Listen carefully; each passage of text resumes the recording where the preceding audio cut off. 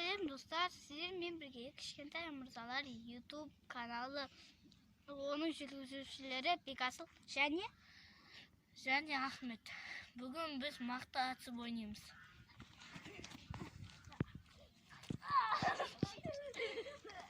Тоқта.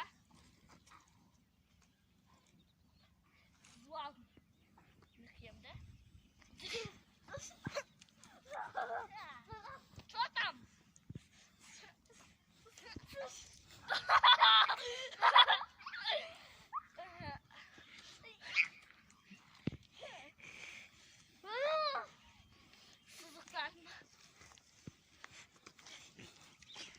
Bayağı gittim zamanda Ahmet Digan.